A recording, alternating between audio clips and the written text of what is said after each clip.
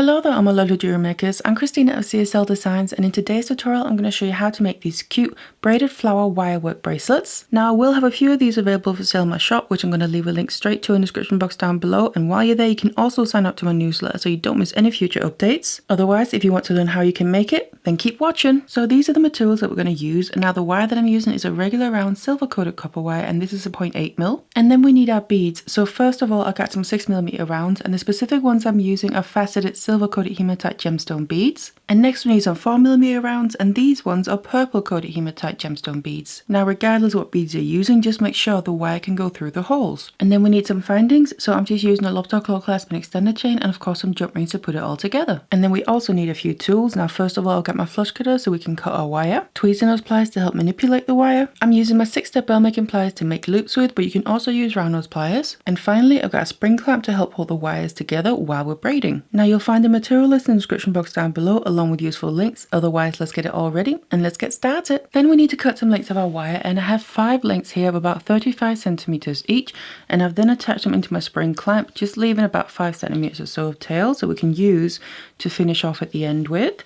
So we're now ready to start braiding. The first thing I'm going to do is just separate my wires. So I have 3 on one side and 2 on the other, and just bring them a little bit out to the side like this. Then I'm just going to do a few rounds of the braid before I start adding beads in, just to kind of get it going. So we have the side with the 3 links. That's what I'm going to start with. I'm just going to take the outer one, and then I want to bring it over the next one and under the one after that. That's more in the middle, and just bring it into the middle there and kind of over towards the other side. And then I'm going to take the outer one on the right in my case now, because that now has 3. So I'm going to then go over the next one in and then under the one we brought from the other side there, and now have this join up with the opposite side. So we're constantly going to then start the next round with the side that has the 3 lengths. So I'm just going to do a couple more. Now what I then like to do now is, because we're getting more into the braid, before I bring this wire in, I like to then just, the next wire that I'm going to go over, just push it down a little bit. Then the one after that, I just push it up so they kind of separate out from each other a little bit, and then bring the wire just straight through and into the middle, and then I straighten them back out, and it just makes a little bit of a tighter braid, because obviously it's wire that we're working with rather than cord or something where you can get the cord nice and tight. But then what I want to do is add in my first bead. So I'm going to grab one of my 6mm beads first of all, so the larger ones, and add it to the length that I just brought over. So just put it on the end of the wire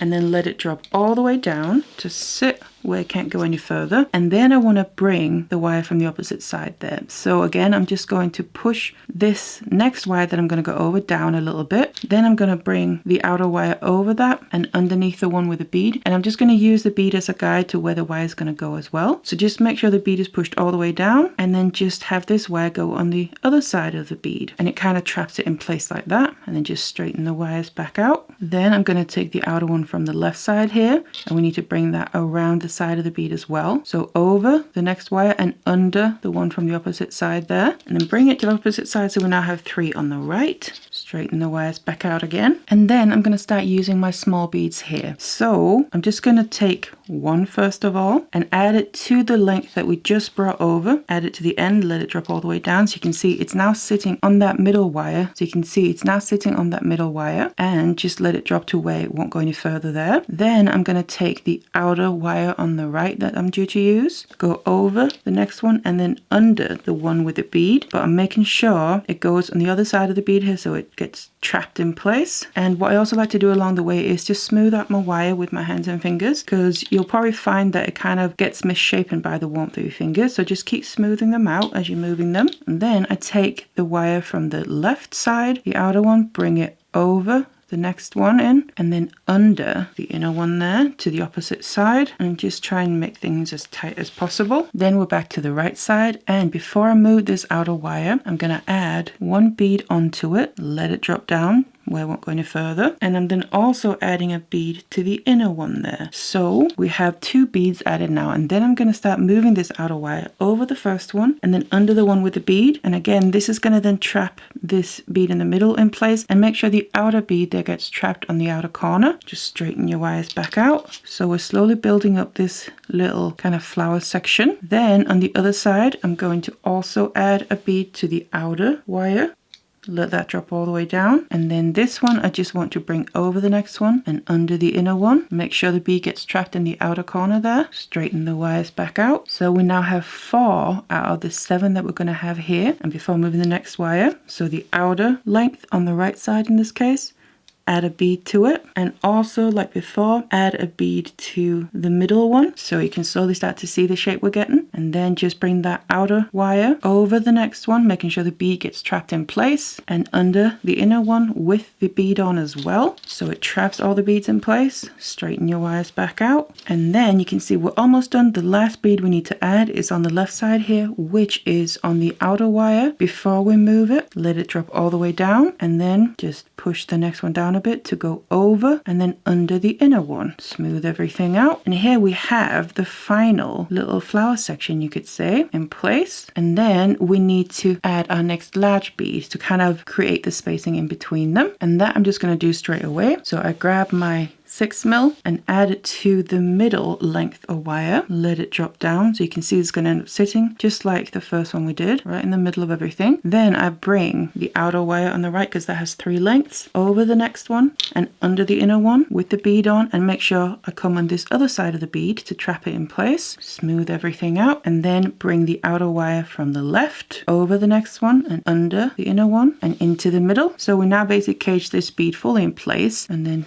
again smooth everything out, and then we have that in place. We are now in position to start the next little flower section. So you just want to do that in the exact same way. Add a bead to the middle one first of all, and these are the small beads. Let it drop all the way down, and then I bring the outer one over and under towards the middle, making sure to trap that bead in place, and then bring the wire on the left side here over and under into the middle. So that is the beginning part of the flower section. Then on the right side here, where I have 3 lengths now, before I move the wire, add your bead to the outer one, and then also add a bead to the middle one, and then move the outer one over and under, making sure that it stays on the outer corner there and traps all the beads in place. Then on the left, add 1 bead to the outer one, and then bring it over and under into the middle. And you can see again we're starting to build up that shape we need. And back to the right side, before we move the wire, add a bead on the outer one, and then also a bead on the inner one. Let them drop all the way down. Take the very outer wire over and under, make sure that bead is trapped in place in the outer corner, and then it goes on the other side of the inner bead there, so that's also trapped in place. You can see we've almost completed the shape. We just need our last bead on the outer wire on the left side here, and then bring that over and under while trapping the bead in place in the outer corner. Smooth everything out, and you can see we have our next little flower shape. So you just continue like this, adding your larger bead to the middle one next, and then cage that in place, and then just keep alternating between the large bead and then the little flower section until you have the length that you need. So now I've reached the other end. I'm going to finish off the wires here and also make my loop so I can attach my clasp. I'm just going to show you on one. So I've added my last large bead there. Then what I'm going to do is just do another round of the braid. So just take the outer wire from the side with 3, and I'm not adding any of the small beads now. Just bring that over to the opposite side, and then also I'm just taking the one on this left side here, bring that over and under, and then towards the opposite side, and then straighten the wires back out. And now I've finished off the braid. So what I'm going to do is start to finish off the wires themselves. Now the inner 2 wires here in the middle that are crossing over each other, them ones I'm going to use to make the loop with, so I'm just going to leave them for now. I'm going to focus on the 2 outer ones on the side with 3 and the outer one here on the other side. And what I'm going to do is this outer one on the right side, in my case with 3 wires, is coming underneath, so I'm going to just take the end and then bring it back over the top of the wire that it's going under, then feeding that back down through on the other side of the wire, and then I want to pull it all the way through, so basically it wraps around that wire, and just make sure to get the wrap nice and tight so we end up with something a bit like that. Then I'm going to bring it around again, but I'm not putting it down through. Now I just want to then cut off the excess, just bringing it back over the top and then cut off the excess, just leaving a short little end of wire.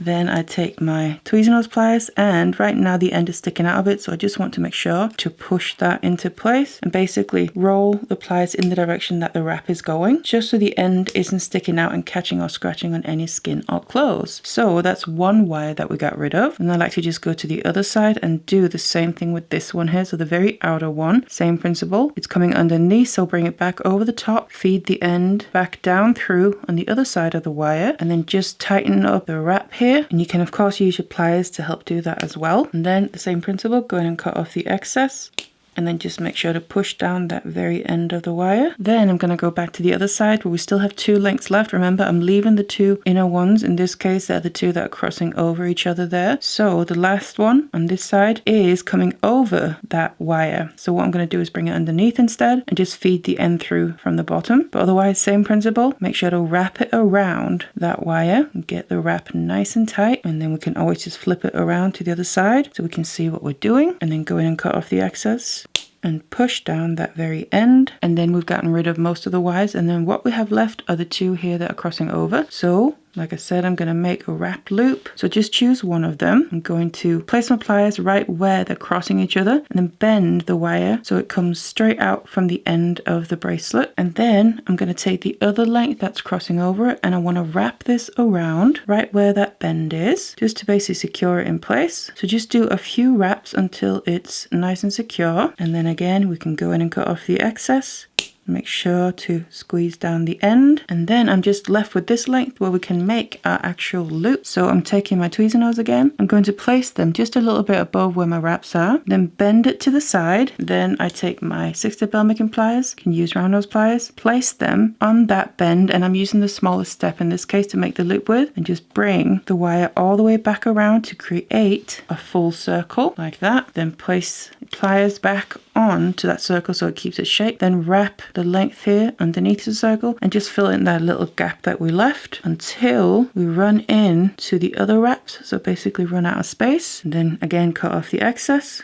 And then just make sure to push down that end so we don't have any wire ends that can catch or scratch on any skin or clothes. And then of course you just want to finish off the other end in the same way, and then we can attach our clasp to the loops. Once you then attach your clasp, then we need to shape it. So I'm just going to go in and start putting a curve into it. So moving from one side to the other, gently adding more and more of a curve. And the aim is to have the 2 ends close to each other so we can obviously use a clasp. Now you can also shape this around something that has a size and shape you want, like a bracelet mandrel or anything you have handy. And then we can use the clasp here, and you have your finished bracelet ready to wear. Now do feel free to check out my channel. I have loads of tutorials on there, including braided wirework designs like this. And also don't forget, these will be available for sale in my shop. Otherwise, I really hope you enjoyed this. Thank you so much for watching it, and I'll see you in the next one.